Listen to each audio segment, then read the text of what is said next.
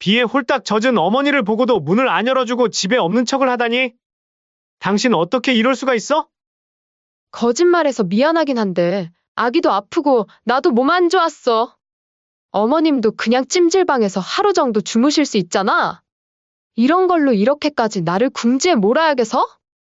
체리나, 정말 실망이야. 우리 엄마가 비 맞고 2시간 동안 문 앞에 서 있었는데 적반하장으로 나온다 이거지? 막말로 당신 없을 때 내가 어머니 모셔야 하는데, 그렇게 중요한 일이면 당신이 오면 됐잖아. 그래서 내가 당신한테 부탁한 거 아니야? 나도 그동안 당신이 우리 엄마 오는 거 싫어하는 거 알아서 엄마 뵙고 싶을 때는 웬만하면 나 혼자 내려갔잖아. 그런데 몸 아프셔서 병원 때문에 서울 오신 거 그거 하나 이해 못 해준다고? 말 잘했네. 당신도 내가 어머니 오시는 거 싫어하는 거 알면서 꼭 우리 집에서 주무시라고 해야 돼. 막말로 당신 엄마지 내 엄마는 아니잖아. 나는 솔직히 좀 불편해. 냄새나고, 눈치 보이고, 나도 피곤해. 그만하자. 나도 이제 너 눈치 보면서 못 살겠다. 이번 사연의 주인공은 경북 안동의 작은 시골 마을에 사는 김명자 씨입니다. 올해 65세의 김명자 씨는 남편 없이 평생 미용실을 운영하며 아들 하나만 바라보고 살아온 여인이었습니다. 그녀의 인생은 결코 쉽지 않았지만 그 모든 고난을 참아낸 이유는 단 하나, 바로 아들 도윤이었죠. 우리 도윤이만 잘 되면 된다. 이 한마디가 김명자 씨의 삶을 지탱하는 버팀목이었습니다. 20대 초반 김명자 씨는 반지하 단칸방에서 가위 2자루로 미용사 생활을 시작했습니다. 그 시절은 잠도 제대로 자지 못하고 끼니도 건너뛰며 버텨야 했던 고단한 세월이었죠. 남편은 도윤이가 태어나고 얼마 되지 않아 떠났고 혼자서 아이를 키우는 그녀를 향한 시선은 결코 따뜻하지 않았습니다. 아, 저 집은 남자 없이 애를 키운다더라.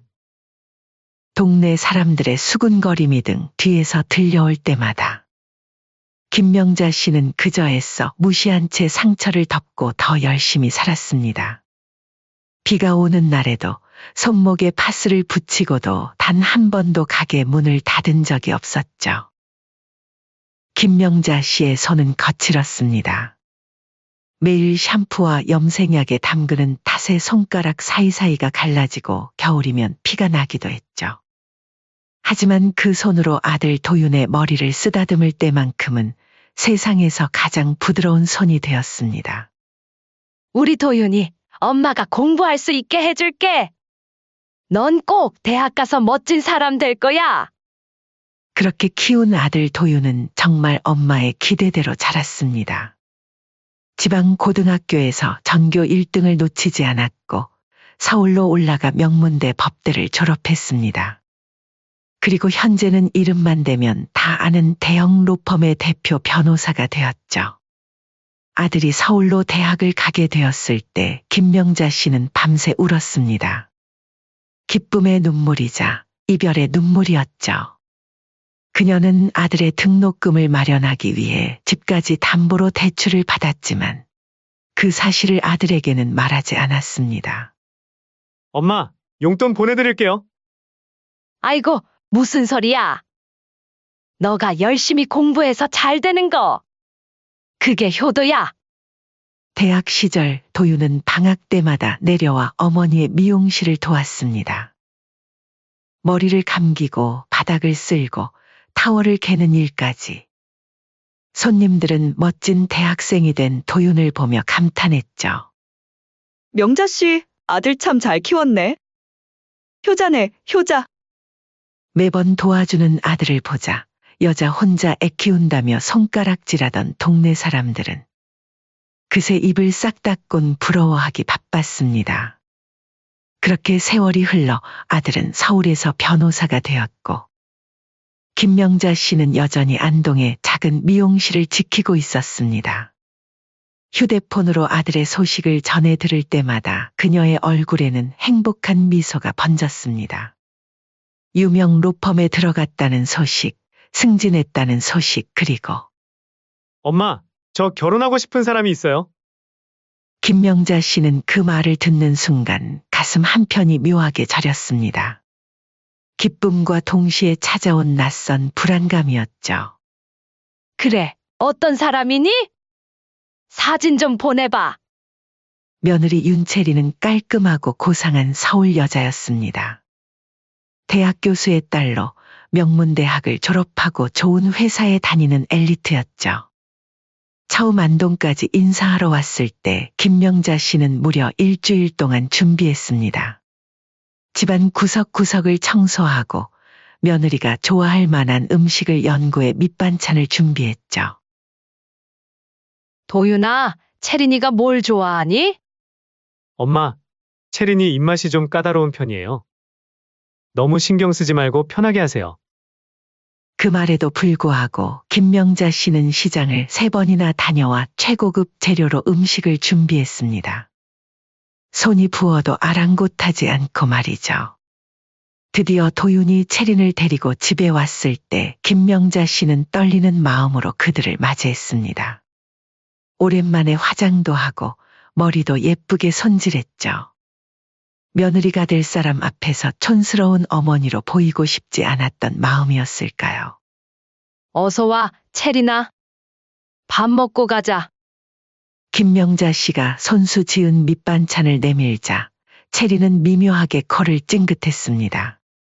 그 작은 제스처 하나에 김명자의 마음은 가시처럼 박혔지만 표정 하나 흐트러뜨리지 않고 웃었죠.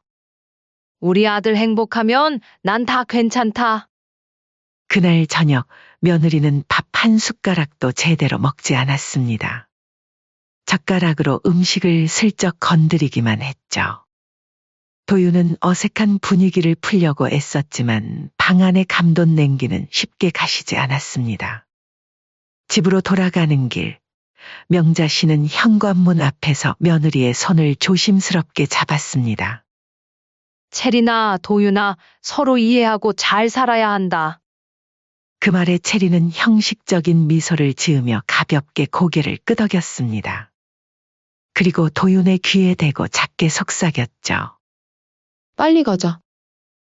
결혼한 뒤로 도윤 부부에게 손주가 생겼고 김명자 씨는 시골에서 혼자 살면서 아들 부부와 점점 거리가 멀어져 갔습니다. 명절이 돼야 겨우 보는 며느리의 표정은 언제나 굳어 있었고 무언가 불편해하는 기색이 역력했죠. 한 번은 아들 집에서 아들이 출근했을 때 며느리는 시어머니와 함께 있는 게 불편하다는 이유로 나가려고 했습니다.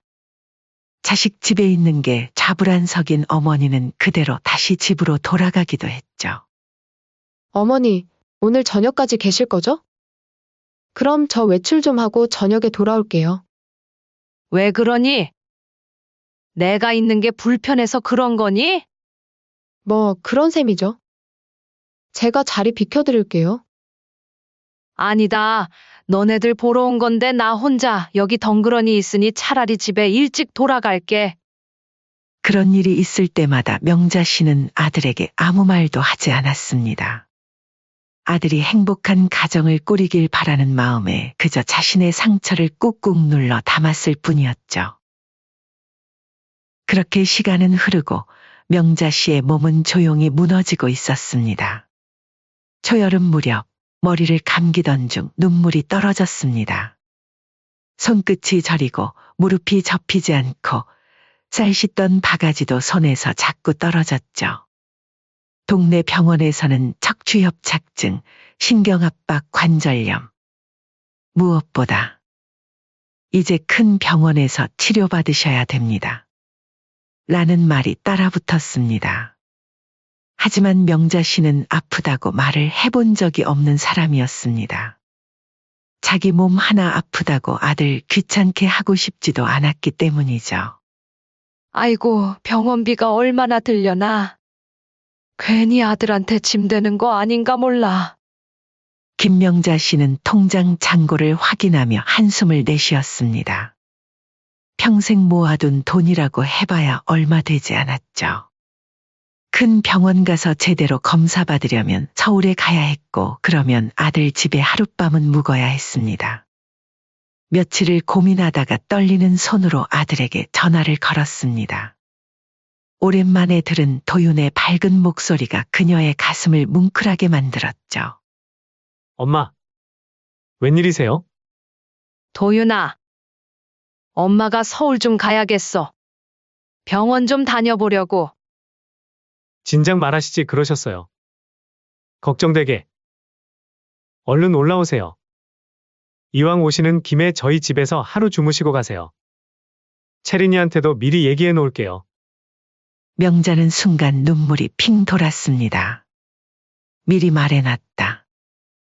는 말에 얼마나 안심이 되었는지 모릅니다. 그녀의 아들은 여전히 자신을 생각하고 있었고 자신의 방문을 반겼습니다.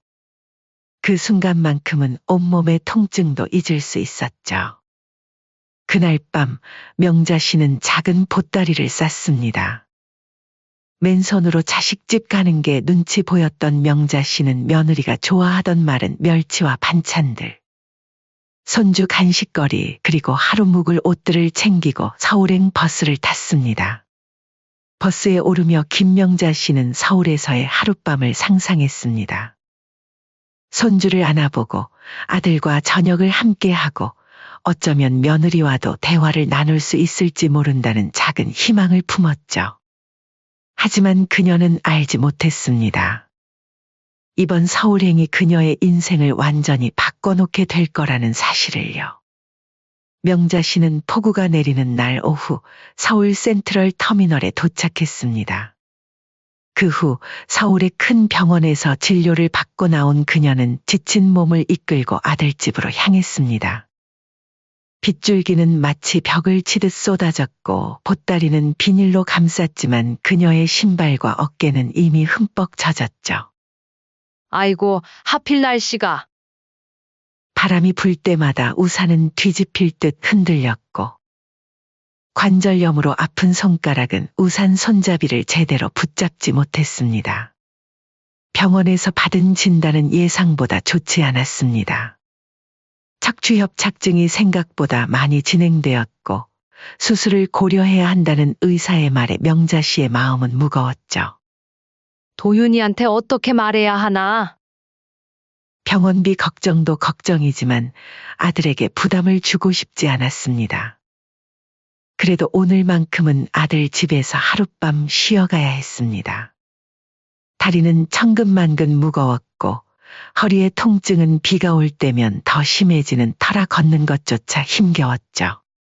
며느리에게 미리 전화를 했지만 전화를 받을 수 없습니다. 메시지만 남았습니다. 그녀는 다시 한 번 전화를 걸었지만 결과는 같았습니다. 아들에게도 전화했지만 오늘은 중요한 회의가 있으니 저녁에 뵈자고 애기했던 아들의 말이 떠올라 더 연락하길 망설였습니다. 바쁜데 방해하면 안 되지. 결국 김명자 씨는 우선 집으로 가야겠다고 생각하고 발걸음을 옮겼습니다. 손에 수첩을 들고 아들이 적어준 주소를 따라 버스를 갈아타고 겨우겨우 아들 도윤의 아파트 단지에 도착했습니다. 비는 점점 더 거세게 내렸고 하늘은 마치 먹물을 풀어놓은 듯 어두웠습니다. 양손에 짐을 가득 들고 있던 탓에 비에 홀딱 젖으며 아파트 단지의 넓은 길을 따라 아들 집으로 향했죠. 101동 1502호. 드디어 건물을 찾아 엘리베이터를 타고 15층에 도착했습니다. 복도에 들어서고 초인종을 눌렀습니다. 한 번, 두 번, 세 번. 그러나 문은 열리지 않았습니다. 그런데 실내에선 TV 소리가 작게 흘러나왔고 거실 불빛이 문틈 사이로 새어나왔습니다. 누군가 분명 집 안에 있었던 겁니다. 명자 씨는 다시 초인종을 눌렀습니다. 손가락이 아파 버튼을 누르는 것조차 고통스러웠지만 이대로 돌아갈 수는 없었습니다. 비는 계속 내렸고 그녀의 머리카락은 이마에 붙었으며 한 손엔 보따리, 한 손엔 수첩을 쥔 채 현관 앞에 서 있었습니다. 이상하네. 사람이 있는 것 같은데. 그녀는 문의 귀를 가까이 대보았습니다. 안에서는 분명 TV 소리와 함께 누군가 움직이는 소리가 들렸습니다. 혹시 아들이 깜빡하고 말하지 않았나 싶어 다시 한번 전화를 걸었지만 여전히 연결되지 않았습니다. 잠시 기다리다 다시 초인종을 눌렀습니다. 그러나 아무 반응도 없었습니다. 아무도 없니? 작게 소리쳐 보았지만 아무 대답도 들리지 않았습니다. 그렇게 폭우 때문에 오도 가도 못하는 김명자 씨는 현관 앞에 2시간 넘게 서 있었습니다. 다리는 이미 저려왔고 허리의 통증은 점점 심해졌습니다. 피는 몸속까지 스며들었고 손가락 관절은 마비된 듯 감각이 없었습니다. 이상하다. 오늘 간다고 분명히 말해뒀었는데. 어디 나갔나? 2시간이 지나고 비 오는 게 조금 줄어들자 그녀는 돌아서기로 마음먹었습니다. 이대로 계속 서 있다가는 병이 더 심해질 것 같았습니다. 그녀의 발걸음은 휘청거렸고 보따리는 무거웠습니다.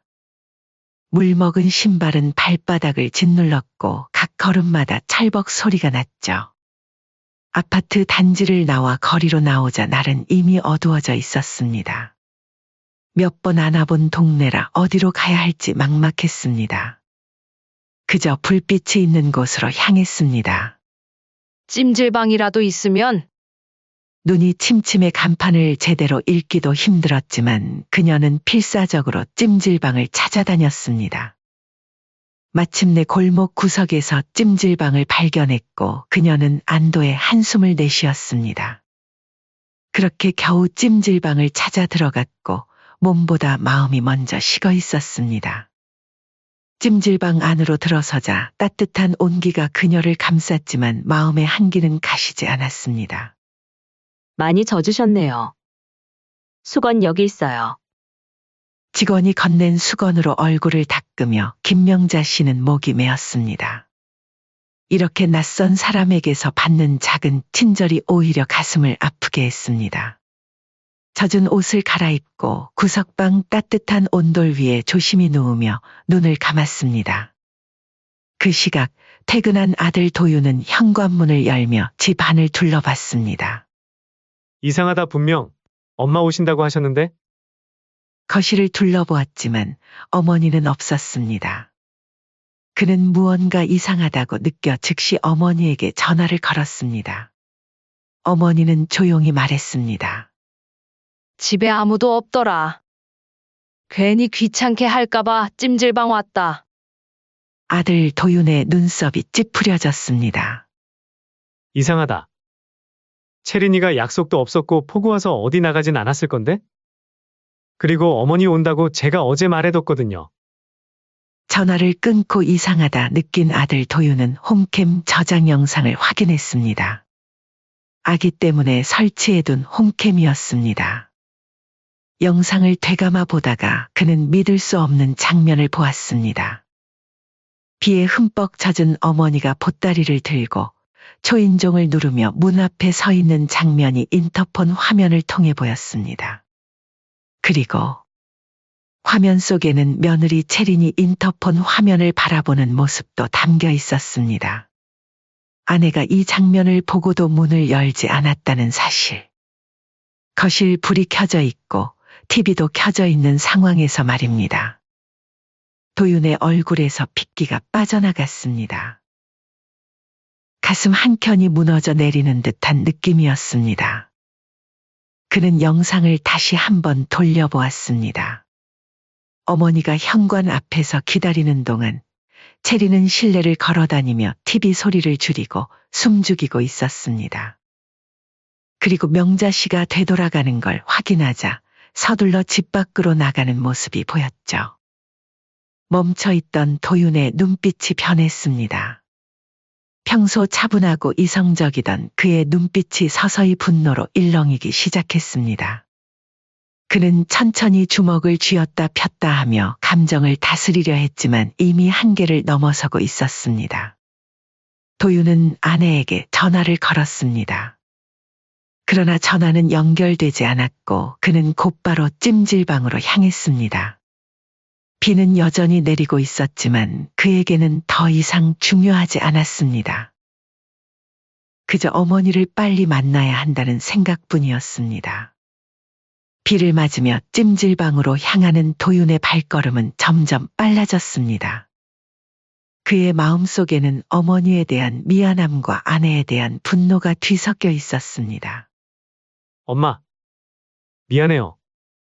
제가 미리 확인했어야 했는데. 찜질방에 도착한 도윤은 어머니를 찾았습니다. 김명자 씨는 구석방에서 웅크리고 누워 있었습니다. 엄마, 아들 도윤이 다가가자 명자 씨는 놀란 듯 몸을 일으켰습니다. 도윤아, 웬일이야? 모시러 왔어요. 집에 가요, 엄마. 명자 씨는 고개를 저었습니다. 아니야, 그냥 여기서 자고 내일 아침에 일찍 내려갈게. 덕분에 진료도 잘 받았으니. 그러나 아들 도윤은 단호했습니다. 안 돼요. 오늘은 제 집에서 주무셔야 해요. 불편해서 어떻게 여기서 자려고 하시는 거예요? 명자 씨는 아들의 표정을 보고 무언가 달라졌음을 느꼈습니다. 평소 온화하던 아들의 눈빛이 차갑게 변해 있었습니다. 그러나 그녀는 아들과 며느리 사이의 불화를 만들고 싶지 않았습니다. 도윤아, 엄마는 정말 괜찮아. 찜질방도 따뜻하고. 엄마, 알아요. 다 알아요. 도윤의 말에 명자 씨의 눈이 크게 떠졌습니다. 그녀는 무슨 말인지 물으려 했지만 도윤은 이미 그녀의 짐을 들고 있었습니다. 가요, 엄마. 오늘은 우리 집에서 주무세요. 그렇게 밤 11시가 넘은 시각 김도윤은 찜질방에서 어머니를 직접 데려왔습니다. 차 안에서 내내 침묵이 흘렀습니다. 도윤은 운전대를 꽉 쥔 채 앞만 보고 있었고 김명자 씨는 창밖을 바라보며 무언가 말하고 싶었지만 입을 열지 못했습니다. 도윤아, 정말 괜찮아. 엄마는 아니에요, 엄마. 제가 괜찮지 않아요. 도윤의 단호한 말투에 김명자 씨는 더 이상 말을 잇지 못했습니다. 차 안의 공기는 무거웠고 빗소리만이 둘 사이의 침묵을 채웠습니다. 아파트에 도착해 현관문을 열자 어머니는 아무 말 없이 조용히 보따리를 안고 소파 한켠에 앉았습니다. 소파에 앉아 아이를 재운 뒤 TV를 보며 무덤덤한 얼굴로 말했습니다. 어머? 어머니 오셨어요? 생각보다 늦게 오셨네요? 당신 언제 집 왔어? 아까는 전화도 안 받고. 아니, 나 잠깐 낮잠 자고 있었는데 어머니가 안 오시길래 잠깐 친구 만나고 왔지. 그 사이 집에 온 며느리 채린의 말이 도윤의 가슴에 비수처럼 꽂혔습니다. 마치 아무것도 모른다는 표정을 하는 며느리를 보자. 그 순간 아들 도윤의 마음속에서 무언가가 끊어지는 소리가 들리는 듯했습니다. 도윤은 멍하니 며느리 채린을 바라보다 단호하고 낮게 말했습니다. 오늘 엄마 왔다가 너가 문을 안 열어줘서 찜질방 가신 거 내가 모셔왔어. 아까 너가 엄마 온 거 몰랐다고 말했지? 다시 한번 물어볼게. 대답 잘해야 할 거야. 아까 말했잖아, 낮잠 자고 있었다고. 여보, 근데 무슨 일 있어? 무섭게 왜 이래? 그 말에 아들은 천천히 스마트폰을 꺼내 홈캠 영상을 틀었습니다. 화면 속에는 모든 것이 담겨 있었습니다. 비 맞고 젖은 어머니, 초인종 누르며 기다리는 모습. 화면 속에서 며느리는 거실을 가로질러가며 TV 소리를 줄이며 인터폰 화면을 보고도 그녀는 문을 열지 않는 모습. 비에 홀딱 젖은 어머니를 보고도 문을 안 열어주고 집에 없는 척을 하다니? 당신 어떻게 이럴 수가 있어? 며느리는 눈을 피하며 대래 목소리를 높였습니다. 거짓말해서 미안하긴 한데 아기도 아프고 나도 몸 안 좋았어. 어머님도 그냥 찜질방에서 하루 정도 주무실 수 있잖아. 이런 걸로 이렇게까지 나를 궁지에 몰아야겠어? 방금 다 알고 있으면서 나를 떠본 거지. 지금 떠본 게 중요해? 당신 정말 실망이야. 우리 엄마가 비 맞고 2시간 동안 문 앞에 서 있었다고? 며느리 체리는 눈을 굴리더니 팔짱을 끼고 말했습니다. 막말로 당신 없을 때 내가 어머니 모셔야 하는데 그렇게 중요한 일이면 당신이 오면 됐잖아. 그래서 내가 당신한테 부탁한 거 아니야? 나도 그동안 당신이 우리 엄마 오는 거 싫어하는 거 알아서 엄마 뵙고 싶을 때는 웬만하면 나 혼자 내려갔잖아. 그런데 몸 아프셔서 병원 때문에 서울 오신 거 그거 하나 이해 못 해준다고? 말 잘했네. 당신도 내가 어머니 오시는 거 싫어하는 거 알면서 꼭 우리 집에서 주무시라고 해야 돼. 아들은 그동안 명절마다 어머니가 서울에 올 때마다 보였던 아내의 불편한 표정들이 떠올랐습니다. 당신 엄마지 내 엄마는 아니잖아? 나는 솔직히 좀 불편해. 냄새나고, 눈치 보이고, 나도 피곤해. 그 말에 아들 도유는 테이블을 쾅 치며 소리쳤습니다. 매번 자주 찾아오시는 것도 아니고 병원 때문에 하루 묵고 가시는 건데? 이렇게까지 매정하게 해야 되는 거야? 우리는 가족 아니야? 내가 너네 엄마한테 막대한 것도 아니고 그냥 못 본 척한 거잖아. 왜 이렇게 예민하게 굴어? 못 본 척? 어머니가 인터폰 화면에 비치는데? 그래, 봤어? 근데 별로 좋은 기분이 아니었어. 나도 하루 종일 애 보느라 힘들었다고. 아들 도유는 숨을 고르려 애썼습니다. 이성을 잃어서는 안 된다고 생각했지만 가슴속에서는 이미 불길이 타오르고 있었습니다. 명자 씨는 소파 한켠에 앉아 아들 부부의 말다툼을 듣고 있었습니다. 그녀의 눈에는 눈물이 맺혔지만 흘리지 않으려 애썼습니다. 아들이 자신 때문에 부부싸움을 하는 것이 마음 아팠습니다. 도윤아, 며느라, 그만해라. 엄마는 정말 괜찮아. 찜질방도 따뜻하고. 하지만 아들 도유는 이미 돌아설 수 없었습니다. 어릴 적 미용실에서 늦게까지 일하며 자신을 키워온 어머니의 모습이 떠올랐습니다. 비가 오나 눈이 오나 아파도 미용실 문을 열었던 그 헌신. 그리고 오늘 그 어머니가 비에 흠뻑 젖은 채 자신의 집 앞에서 2시간 동안 떨고 있었다는 사실. 엄마는 단 한 번도 나한테 기대지 않으셨어. 손 터지고 몸 망가져도 당신이랑 나 잘 되라고. 그 몸 하나로 버티신 분이야. 그런데 내가 한 번이라도 진심으로 그 손 한 번 잡아봤냐? 우리 가족을 대체 뭘로 보는 거야? 당신 같으면 이렇게 우리 가족을 무시하는 사람하고 같이 살 수 있겠어? 그래서 뭐? 지금 이혼이라도 하겠다는 거야? 애는 어쩌고? 이렇게까지 화낼 일이야? 도윤의 눈빛이 흔들렸습니다. 아내의 말이 그의 마음 한켠을 찔렀습니다. 그들 사이엔 어린 아이가 있었고 그동안 나름 평화롭게 살아왔습니다. 하지만 오늘 밤의 일은 그가 참을 수 있는 한계를 넘어섰습니다. 그 순간 도윤은 자리에서 일어났습니다. 그리고 생각지도 못한 말을 꺼냈습니다. 그래! 이혼까지 생각하고 있어. 며느리 체린의 눈이 커졌습니다. 뭐? 진짜 그렇게까지? 엄마한테 제대로 사과하지 않으면 더는 가족으로 못 살아. 하지만 체리는 끝까지 고개를 숙이지 않았습니다. 잘못은 있지만 그 정도는 아니었다는 표정. 심지어 마지막엔 이렇게 말했습니다. 어머님, 그거 잠깐 서 있었다고 아들한테 쪼르르 달려가서 이르신 거예요. 도윤은 그 말에 더욱 분노했습니다. 엄마한테 지금 화내는 거야? 일렀다고? 기가 차네.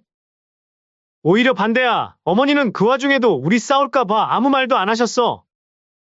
뭔가 이상하다 싶어서 내가 알아본 거지. 그래, 내 잘못이야. 내가 죄인이네.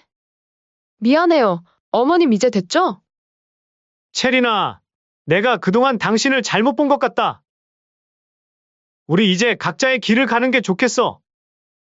며느리 체리는 경악했습니다. 정말 이런 일로 우리 가정을 깨려고 해? 당신 미쳤어? 도윤은 차분하게 대답했습니다. 이런 일이라고 표현하는 내 태도가 모든 걸 말해주고 있어. 내 어머니가 2시간 동안 비 맞고 기다리는 걸 이런 일로 치부하는 사람과는 더 이상 살 수 없어. 체린의 얼굴이 창백해졌습니다. 그제야 상황의 심각성을 깨달은 듯 했습니다. 그래, 알겠어, 알았다고. 미안해. 다시는 이런 일 없을게. 그날 밤 체리는 아이를 데리고 작은 방으로 들어갔고 도윤은 어머니를 모시고 안방에서 잤습니다. 아파트는 조용했지만 그 안에는 이미 돌이킬 수 없는 균열이 생겨버렸습니다. 다음 날 아침 김명자 씨는 일찍 일어나 집을 정리하고 있었습니다. 아들과 며느리 사이에 자신 때문에 생긴 갈등이 마음에 걸렸습니다. 엄마, 죄송해요. 일단 상황이 복잡하니까 조만간 제가 찾아뵐게요. 그때 며느리가 거실로 나왔습니다. 눈이 붓고 얼굴이 창백했습니다. 밤새 울었던 모양이었습니다. 우리 이러지 말자. 내가 정말 미안해. 그렇게 면리로 며느리의 만류에도 불구하고 이혼은 생각보다 빨랐습니다. 내가 원하는 조건으로 합의 이혼 안 하면 소송까지 할 생각이야. 좋게 이혼할래? 아니면 소송까지 갈래? 체리는 그제야 상황의 심각함을 깨달았습니다. 하지만 이미 늦었습니다. 도윤의 결심은 이미 확고했고 그의 눈에는 더 이상 사랑의 기색이 없었습니다. 그날 저녁 아들은 어머니에게 연락했습니다. 엄마, 이제 서울로 올라오세요. 제가 집 마련해 드릴게요. 더 이상 혼자 외롭게 지내지 마셔요. 명자 씨는 고개를 저었습니다. 아니야. 엄마는 미용실 있는 곳에서 살아야지. 미용실은 이제 그만하세요. 충분히 일하셨어요. 이제는 좀 쉬셔야 해요.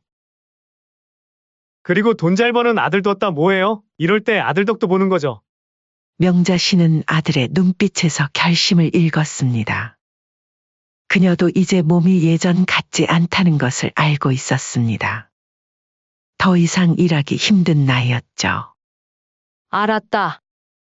도윤아. 근데 정말 이혼하는 거 맞아?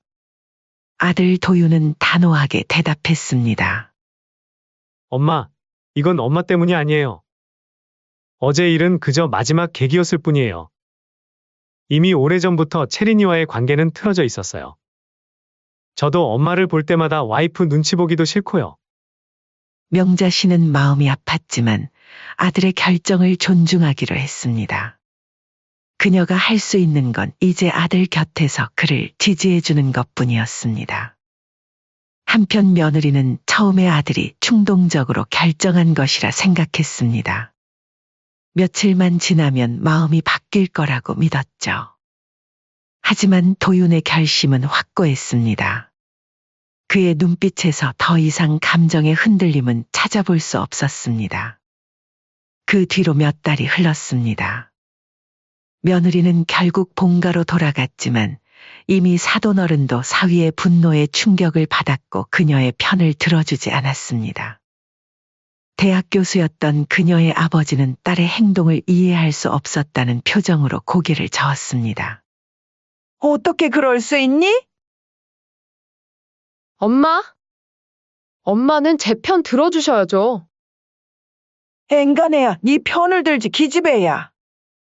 빨리 가서 무릎 꿇고 빌어. 변호사 사위 들어와서 좋았다 했는데 결국 이 꼴이 나는구나. 안사돈도 그저 한숨만 내쉴 뿐이었습니다. 명문과 자부심이 강했던 그들에게 이혼은 큰 상처였지만 딸의 행동을 변호할 수는 없었습니다. 생활비도 모두 끊겼습니다. 그동안 도윤이 경제적으로 모든 것을 책임져 왔기에 체리는 갑작스러운 변화에 적응하기 힘들었습니다. 자신의 행동이 이렇게 큰 결과를 가져올 줄은 상상도 못했던 것이죠. 그 사이 도윤의 로펌은 급속도로 성장했습니다. 이혼 후 그는 일에 더욱 몰두했고 그의 열정과 재능은 빛을 발했습니다. 인터뷰에서 그는 당당히 말했습니다. 모든 성공은 어머니의 손끝에서 시작됐습니다. 그 기사에 김명자의 이름은 등장하지 않았지만 신문을 읽으며 그녀는 조용히 웃었습니다. 그러던 어느 날 명자 씨는 아들의 제안대로 서울로 올라왔습니다. 오랜 고민 끝에 내린 결정이었습니다. 처음에는 미용실을 떠나는 것이 쉽지 않았습니다. 평생을 바쳐온 그곳을 떠난다는 것은 자신의 일부를 떼어내는 것과 같았으니까요. 하지만 이제 몸이 예전 같지 않다는 것을 그녀도 알고 있었습니다. 손가락 관절은 점점 굳어가고 허리 통증은 날이 갈수록 심해졌습니다. 결국 그녀는 수락했습니다. 아들이 구해준 아파트는 그의 집에서 걸어서 10분 거리에 있었습니다. 작지만 햇볕이 잘 드는 아늑한 집이었죠. 아들은 매일 저녁 퇴근길에 어머니를 찾아와 함께 식사했고 주말에는 그녀를 데리고 여행을 다니기도 했습니다. 서울 생활은 쉽지 않았지만 김명자 씨는 천천히 적응해 갔습니다. 아들 덕분에 좋은 병원에서 치료를 받으며 건강도 조금씩 나아졌고 아파트 단지 내 노인회관에서 새로운 친구들도 사귀었습니다. 그렇게 시간이 조금 더 흐르고 예상치 못한 일이 벌어집니다. 어느 날 낮 현관 초인종이 울렸습니다.